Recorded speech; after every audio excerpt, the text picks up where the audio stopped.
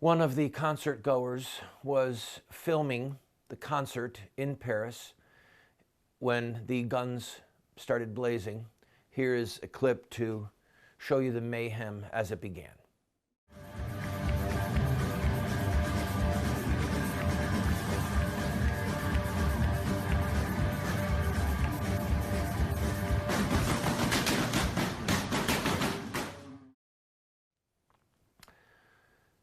The result, of course, is that in multiple attacks around Paris, nearly 150 people are dead, multiple hundreds injured.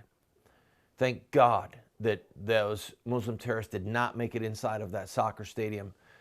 The death toll could have been unthinkable had they been successful, just from the people crushing one another as they ran. I'm going to tell you something, and it is simply to establish who I am, like the first day in school. In case any of you don't know this, this is not for bragging. This is just so that you can understand that I actually know something about this topic. I graduated with a master's degree from a military university named Norwich University.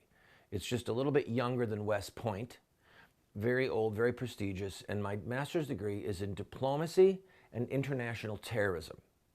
And most of my study in international terrorism was on Islamic terrorism. So this is an area for me, not where I pick up a newspaper and read it and then make comments. This is an area for me where I have spent hundreds and hundreds of hours studying at a graduate level.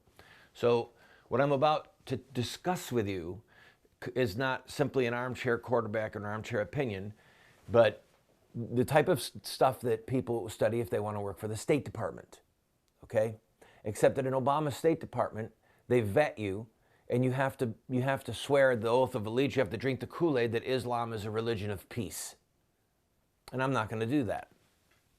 So, but I am going to talk to you, and perhaps influence the next Republican president, should God save us from Hillary. All right. We have discussed on this program. Let me back up. You know by now the facts. I don't need to go over with you the facts of the actual terrorist attack.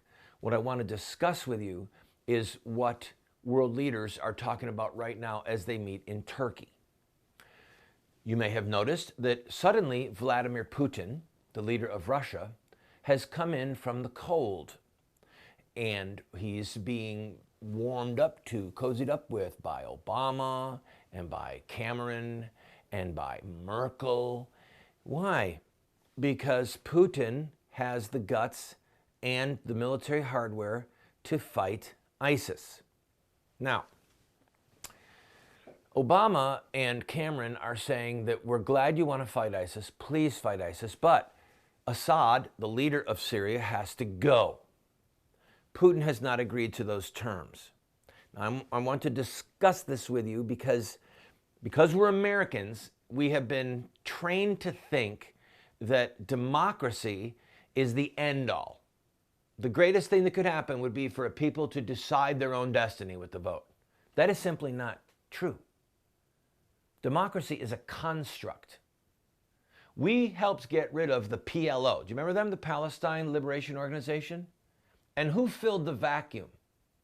A terrorist organization named Hamas, who now, through the ballot box, controls Palestine, right? The Palestinian Authority is run by terrorists who got there by the vote.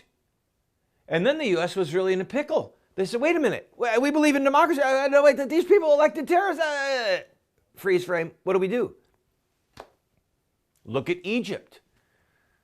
When Mubarak was taken out, the Muslim Brotherhood, which is a terrorist organization, even though the U.S. government hasn't deigned it to be so, other governments have said that it is a terrorist organization.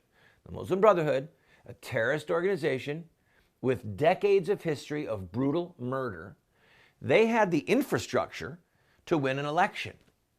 And then the people of Egypt said, whoa, these guys are trying to impose Sharia law on us. We don't want that. And the military stepped in and overthrew the government. But the moral of the story here is that an elected group of people were about to bring in the most brutal law code on the face of the planet by means of an election. When we come back from this break, I will explain to you what will happen if an election happens in Syria. Don't go away.